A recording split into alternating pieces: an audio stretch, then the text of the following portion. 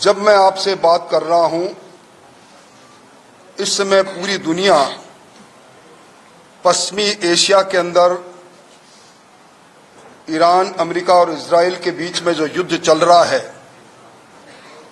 जो आज लगभग 1 माह पूरा करने जा रहा है, उस युद्ध से प्रभावित है। इस युद्ध की जद में यूएई, कुवैत और बहरीन जैसे देश आ गए। दुनिया में 80% पेट्रोलियम उत्पाद इन्हीं खाड़ी देशों में होता है।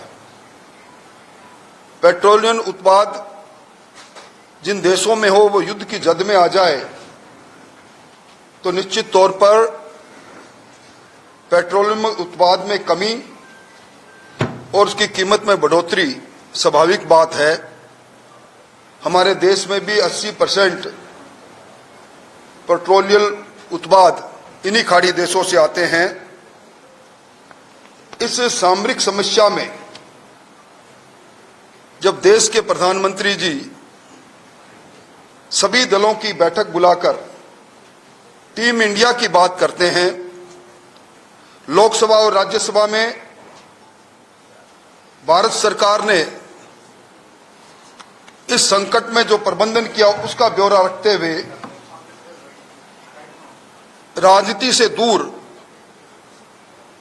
देश के लोगों में पैनिक नहीं हो, इसकी अपील करते हैं। हमारे मुख्यमंत्री जी भी, भजनलाल जी भी 26 मार्च को सर्वदलीय बैठक करते हैं और पेट्रोलियम पदार्थ, एलपीजी की गैस और उर्वरकों में सरकार द्वारा की गई तैयारी और इस सामरिक समस्या के अंदर सभी दलों से सहयोग की अपील करते हैं। ठीक उसी समय 3 बार के मुख्यमंत्री रहे अशोक गहलोत जी बयान देते हैं और इंतजार शास्त्र की बात कहते हैं, एक नया शब्द इजाद करते हैं। अगर वो हकीकत शास्त्र की बात करते तो अच्छा लगता। और गोविंद जी डोटासरा, प्रदेश कांग्रेस के अध्यक्ष, ये बयान देते हैं कि पर्ची आई है तब सर्वदलीय बैठक बुलाई। एक तरफ प्रतिपक्ष के नेता बयान देते हैं कि इन सारी समस्याओं के लिए सरकार को अविलंब सर्वदलीय बैठक बुलानी चाहिए। प्रतिपक्ष के नेता के बयान और आम जनता के पैनिक को दूर करने के लिए मुख्यमंत्री भजनलाल जी जब सर्वदलीय बैठक करते हैं तो उस बैठक में प्रतिपक्ष के नेता टीकाराम जी जूली सरकार के साथ की बात करते हैं। वहीं टुकड़ों में बटी कांग्रेस अपने अलग अलग मतभेदों को सड़क पर लेकर आती है और गोविंद जी डोटासरा और अशोक जी गहलोत पर्ची और इंतजार शास्त्र की बात कहते हैं। हमारे देश के अंदर पेट्रोलियम पदार्थ और डीजल और पेट्रोल के लिए 60 दिन का स्टॉक और एलपीजी गैस के लिए 1 माह का स्टॉक, ये बयान लोकसभा में प्रधानमंत्री जी देते हैं। मुझे याद आता है वो समय जब इसी प्रकार की एक वैश्विक महामारी दुनिया में आई थी। मार्च 2020 के अंदर जब गहलोत साहब ने विधानसभा में ये बात कही, उस समय नेता प्रतिपक्ष के रूप में गुलाब चंद जी कटारिया, उपनेता के रूप में मैं और हमारे प्रदेश अध्यक्ष सतीश जी पूनिया, तीनों ने हमने खड़े होकर कहा कि हम कोरोना के इस वैश्विक महामारी में आरोप प्रत्यारोप नहीं करके सरकार के हर कदम के साथ कदम मिलाएंगे। गहलोत साहब 24 घंटे वीसी करते थे, हर चीज में हम सहभागी रहते थे और उस समय संगठन ही सेवा है, इस भाव से भारतीय जनता पार्टी ने उस काल के अंदर सेवा का अनुपम काम किया। और वहीं आपदा में भी भ्रष्टाचार का अवसर कांग्रेस ढूंढने से चूकी नहीं। रेडमी शेयर के इंजेक्शन की खरीद की बात हो चाहे वेंटिलेटर की खरीद की बात हो, चाहे मास्क की खरीद की बात हो, ये सारी बातें भ्रष्टाचार के बारे में प्रमाणिक बातें बाद में सामने आई, जिसका जवाब उस समय नहीं था। गहलोत साहब कई प्रकार की नसीहत देते हैं, तो मुझे एक शेर सामयिक रूप से याद आ रहा है, सारी उम्र गुजार दी इसके बुता में मोमिन, सारी उम्र गुजार दी इसके बुता में मोमिन, अब आखिरी उम्र में क्या खाक मुसलमान होंगे। यानी एक शायर ने कहा, गहलोत साहब ये नसीहत दे रहे हैं कि भजनलाल जी की सरकार में मंत्री पुत्रों को सरकार से अलग रहना चाहिए। निश्चित तौर पर नसीहत बिल्कुल ठीक है। आज कोई भी मंत्री पुत्र की सरकार में दखलंदाजी नहीं, पर गहलोत साहब का पुत्र मोह जालोर और जोधपुर से 2 बार वैभव गहलोत को कांग्रेस के दूसरे नेताओं का हक मारकर पैराशूट से उम्मीदवार बना देना, आरसीए के चुनाव में उसमें स्वर्गीय रामेश्वर लाल जी डूडी कांग्रेस के प्रतिपक्ष के नेता भी रहे, वो उम्मीदवार बने, उनको अपमानित करके अपने पुत्र की ताजपोशी कर देनी। ये दिगर बात है कि आरसीए के उस कार्यकाल में चौंप के अंदर जो स्टेडियम हुआ उसमें भ्रष्टाचार की शिकायतें हो रही है। उन्हीं के कार्यकाल में कुकस के अंदर 7 सितारा होटल फेयरमाउंट की बात उठी, वैभव जी गहलोत के इन्वेस्टमेंट की बात उठी, ईडी के अंदर किरोड़ी लाल जी ने शिकायत की, और आज वो नसीहत हमें इंतजार शास्त्र की दे रहे हैं। शायद इंतजार उस समय राजस्थान की जनता ने 32 दिन तक सरकार का इंतजार किया, जो 5 सितारा होटल में 2 गुटों में बंद कर कैद रही। गहलोत साहब युवाओं को नसीहत देने की बात करते हैं, आईपीडी टावर की बात करते हैं। उस समय युवाओं की क्या स्थिति थी मुझे कहने की आवश्यकता नहीं। पेपर लीक आम धारणा बन गया था, नौकरियों की लूट और डिग्री की लूट जिसकी परतें इस भजनलाल जी को मैं धन्यवाद देना चाहूंगा कि उनकी सरकार ने उन गठजोड़ को बेनकाब करके खोला। आज भी रोज एक के बाद एक अपराधी गिरफ्त में जा रहे हैं, और पेपर लीक का जमाना चला गया। 92,000 नौजवानों को आज सरकारी नौकरी मिली, पारदर्शी तरीके से मिली, ना खर्ची लगी ना पर्ची चली। 1,53,000 की प्रक्रियाधीन है। भजनलाल जी ने पूरा 1 लाख का कैलेंडर जारी कर दिया। अब अशोक गहलोत जी आईपीडी टावर की बात कर रहे हैं। आईपीडी टावर में जब उन्होंने घोषणा की तो मैं उनसे पूछना चाहता हूं, आपने उस समय 50 करोड़ के टोकन बजट के साथ उसको प्रारंभ किया, पार्किंग की व्यवस्था नहीं, और बिना तैयारी के आपने आईपीडी टावर को बनाना प्रारंभ किया, और अब यह कह दिया कि 400 करोड़ का आईपीडी टावर बढ़कर 700 करोड़ हो गया। मैं समझता हूं 764 करोड़ हो गया। ये 26/7/2023 को सरकार के दस्तावेज ये कहते हैं कि उस समय भी 692 करोड़ आईपीडी टावर हो गया था, और शायद दृष्टिभ्रम भी है उनको, वो इंतजार शास्त्र के साथ दृष्टिभ्रम भी है उनको। 12 मंजिल बनी थी उस समय कांग्रेस के समय में, अब 23वीं मंजिल में काम चल रहा है, और जनवरी 27 तक सरकार कटिबद्ध है इस पूरे काम को पूरा करने के लिए। जहां तक डीजल पेट्रोल की बात है, पूरी दुनिया में इस समय क्रूड ऑयल $122 प्रति बैरल सर्वाधिक महंगा हुआ, और मैंने पहले कहा कि 80 और 88% आयात भारत को करना पड़ता है, परंतु आम जनता को राहत देने के लिए, पेट्रोल कंपनियों की कमर टूट नहीं जाए, किल्लत नहीं हो जाए, इसके लिए पेट्रोल और डीजल में 10 रुपए की एक्साइज ड्यूटी केंद्र सरकार ने हाल ही में कम की है।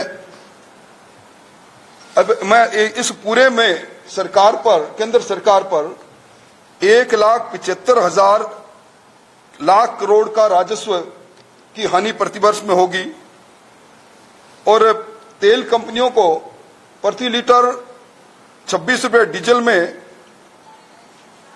में 81 रुपए और पेट्रोल में 26 रुपए की हानि आज हो रही है। भारत सरकार ने भारत में निर्मित डीजल और पेट्रोल का निर्यात नहीं हो उसके लिए विंडफॉल टैक्स लगा दिया। 21.5 रुपए विमान में ईंधन पर और 29.50 पैसे लीटर का शुल्क दूसरे ईंधन में लगाया। आज डबल इंजन की सरकार, भजनलाल जी की सरकार ने पेट्रोल, डीजल और रसोई गैस के लिए 24 घंटे की हेल्पलाइन प्रारंभ कर रखी है। 1,84,000 हमारे घरेलू उपभोक्ता को समय पर गैस मिले, इसकी उपलब्धता के लिए सरकार कटिबद्ध है। 5 लाख नए कनेक्शन की तैयारी में है और जमाखोरों के विरुद्ध में भी सरकार ने कारगर कदम उठाए हैं। ऐसे समय में सरकार के उठाए गए कदमों में अगर कांग्रेस सहयोग करती और कहती कि पैनिक नहीं है, जनता में कुछ संदेश देते तो बात बहुत अच्छी लगती है। गहलोत साहब मेडिकल कॉलेज की बड़ी बात कर रहे हैं। ये सबको मालूम है कि 2016 तक राजस्थान में सिर्फ 8 मेडिकल कॉलेज थे। मोदी जी ने, दुनिया के सबसे लोकप्रिय नेता ने नीति बनाई हर जिले के अंदर मेडिकल कॉलेज हो और 23 नए मेडिकल कॉलेज खुले। अब उसके अंदर भी वो अपनी वाहवाही कर रहे हैं। आरजीएचएस के अंदर घोटाले की बात कर रहे हैं। शायद वो भूल गए कि उनके कार्यकाल में बिना इलाज के, बिना फर्जी आधार पर क्लेम उठे, एमआरआई और महंगी दवाइयां के जरिए एक नया मॉडल हेल्थ में प्रारंभ किया गया लूट का। इस सरकार के समय में इस प्रकार की शिकायतें आई तो सरकार ने डॉक्टरों से लेकर मेडिकल कॉलेजों के विरुद्ध, मेडिकल स्टोरों के विरुद्ध कारगर कदम उठाई, एफआईआर भी दर्ज कराई। और आज कुछ आंकड़े जो हकीकत को बयां करते हैं। भजनलाल जी के नेतृत्व में राजस्थान की प्रगति के लिए जो सबसे बड़ा सूचांक है राजस्थान का कि जीएसडीपी वो 21,52,100 करोड़ रुपए पहुंच गई, जो कांग्रेस के 23-24 से 41% से ज्यादा अधिक है। यानी ये प्रगति दिखा रही है कि राजस्थान भजनलाल जी के नेतृत्व में चहुं और अपनी अर्थव्यवस्था को मजबूत करते विकास के रास्ते पर है। प्रति व्यक्ति आय भी जो कांग्रेस के समय में 1,67,000 थी वो 2,02,000 हो गई। और इसी तरह कैपिटल एक्सपेंडिचर जिसमें सर्वाधिक आधारभूत संरचनाएं बनती है, कांग्रेस से 26,000 करोड़ ज्यादा 53,000 करोड़ का इस सरकार ने किया है। मैं समझता हूं कि भजनलाल जी के नेतृत्व में नीतिगत आधार पर जो निर्णय लेने का सिलसिला प्रारंभ हुआ है, एक के बाद एक 19 नीतियां बनी है। नीतियां वही सरकार बनाती है जो डिस्क्रिशन को कम से कम इस्तेमाल करना चाहती है। कांग्रेस में लूट और झूठ का शासन किसी से छुपा हुआ नहीं और निश्चित तौर पर अब कांग्रेस ने अपने समय में जो बजटीय घोषणाएं की थी 4,148, उसमें से मात्र 2,208 घोषणाएं इनकी पूरी हुई। बजट घोषणाएं अधर में लटकी रही। हर जिले के अंदर पत्थर आज कांग्रेस की उस बिना बजट की और बिना किसी वित्तीय स्वीकृति के कहानी के और वोट की फसल काटने के लिए किए गए कुकर्म की कहानी कह रहे हैं। आज जल जीवन मिशन के अंदर जो भारत सरकार ने अभी 2 साल के लिए और बढ़ाया है, उसके लिए सरकार कांग्रेस धन्यवाद देती तो ठीक, पर धन्यवाद इसलिए नहीं दे सकती कि आज जल जीवन मिशन के भ्रष्टाचार की कहानियां आप आम जन में है। तो मैं यह कह सकता हूं कि यह समय ऐसा समय है जब राजनीति चश्मे से हर एक चीज को नहीं देखकर पारदर्शी तरीके से ऐसे संकट के समय में कांग्रेस की ओछी राजनीति, और उसी का परिणाम है कांग्रेस के हर प्रदर्शन में जो कांग्रेस ने जिला मुख्यालय पर किया हो, राजस्थान की राजधानी में किया हो, वो 3 अंकों तक भी लोगों को नहीं पहुंचा पाए। लोग उनके साथ है नहीं। कांग्रेस टुकड़ों में बटी है।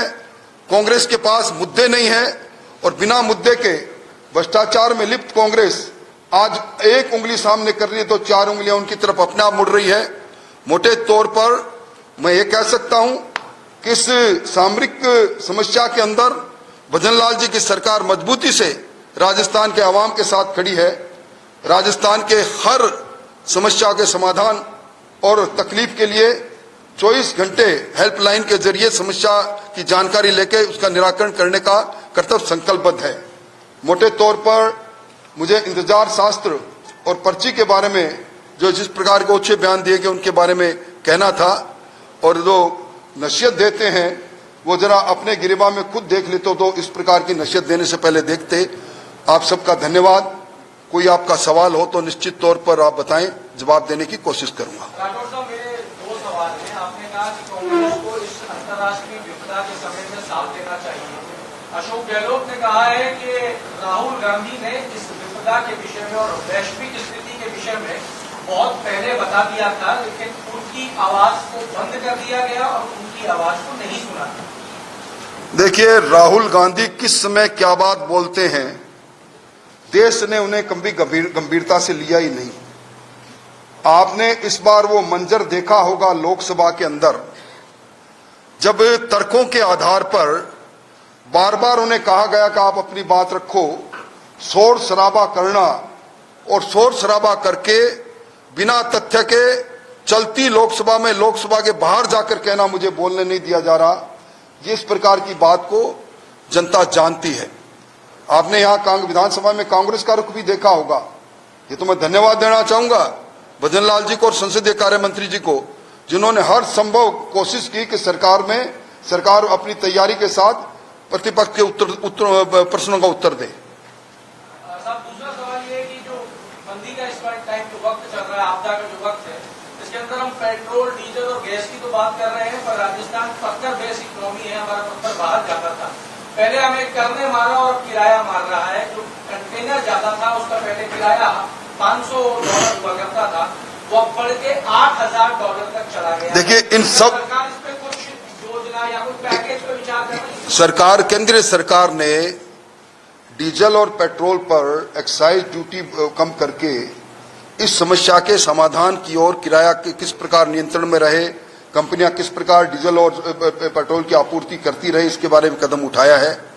ये जो किराया बढ़ा है कि भारत में नहीं बढ़ा, राजस्थान में नहीं बढ़ा, दुनिया में लगभग सभी देशों में इसी प्रकार के हालात से गुजर रहे हैं। मुझे अफसोस इस बात का है कि खाड़ी देशों के अंदर राजस्थान के 8 लाख से ज्यादा लोग अलग अलग कामगार के रूप में दूसरे रूप में गए हैं। राजस्थान की सरकार हेल्पलाइन के जरिए और दूसरे सीधा संपर्क स्थापित करने की कोशिश कर रही है। कांग्रेस पार्टी उन लोगों में जिसमें अधिकांश लोग अकलियत के लोग हैं, उनके बारे में वोट लेने के लिए तो चिंतित रहती है, पर इस समय उनको चिंता नहीं। कांग्रेस के एक नेता ने यह नहीं कहा कि राजस्थान के खाड़ी के देशों में जो लोग हैं, चूंकि वहां सब प्रकार के रोजगार ठप हो गए हैं, ये कामगार ज्यादातर इस मैन्युफैक्चरिंग इंडस्ट्रीज में लगे हुए थे, अलग अलग भवन निर्माण में लगे थे, भवन निर्माण का काम रुक गया, रोजी रोटी का सवाल है, वहां कांग्रेस नहीं बोल रही। मैं उन्हीं से पूछना चाहता हूं वो चुप क्यों है, उस वोट बैंक के लिए चुप क्यों है जो सर्वाधिक उन्हीं को वोट देते हैं।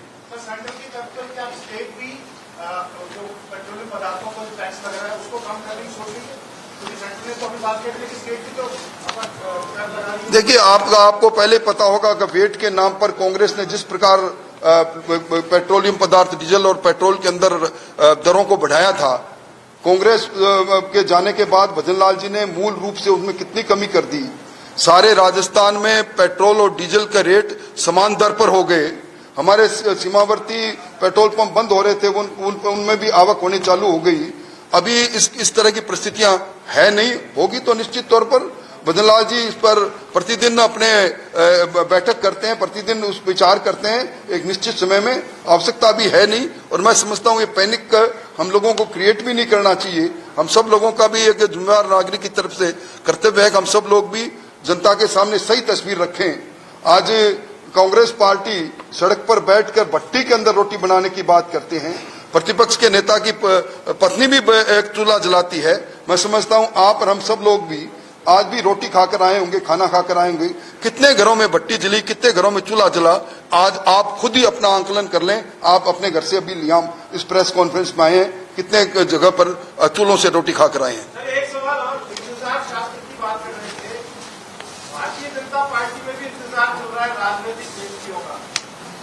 देखिए, भारतीय जनता पार्टी कार्यकर्ता आधारित पार्टी है और श्रेष्ठ में सर्वश्रेष्ठ के चयन में कई बार समय लगता है और सर्वश्रेष्ठ लोगों के चयन की प्रक्रिया प्रारंभ हो चुकी है और जल्दी ही सारी चीजें सामने आ जाएगी। सर लगातार पंचायती राज चुनाव की बात हो रही है, 15 अप्रैल लास्ट डेट है, लेकिन पंचायती राज चुनाव है वो नहीं करवा पा रही है सरकार। कांग्रेस कहती है कि हमसे सरकार डर रही है इसलिए नहीं चुनाव करवा पा रही है। ये मुंगेरी लाल के हसीन सपने हैं कांग्रेस के। कांग्रेस ने उपचुनाव में भी यही कहा था कि सरकार जन आधार खो चुकी है। उपचुनाव में औंधी गिरी कांग्रेस। इस बार पंचायत राज के चुनाव में भी, क्योंकि पंचायत राज के चुनाव कांग्रेस चाहती है कि बिना ओबीसी के आरक्षण के हो जाए और भारतीय जनता पार्टी कटिबद्ध है कि उस वर्ग को जिसको आरक्षण मोदी जी ने दिया, भैरव सिंह जी शेखावत ने जो आरक्षण की व्यवस्था की, उसी आधार पर पंचायत के चुनाव हो। उस औपचारिकता को पूरा करने में सरकार लगी है। अब ये संवैधानिक संस्थाएं अगर विलंब करती है तो उसमें सरकार नहीं, सरकार की तरफ से तैयारी है, पर ये ओबीसी के आरक्षण के लिए उसकी रिपोर्ट के आधार पर जल्दी मैं समझता हूं कि सक्षम स्तर पर इस पर विचार हो रहा है। आपके राज्य की खबरें, आपके शहर की खबरें सबसे पहले जानने के लिए देखते रहें अमर उजाला। चैनल को सब्सक्राइब जरूर कर लें और पाएं हर अपडेट।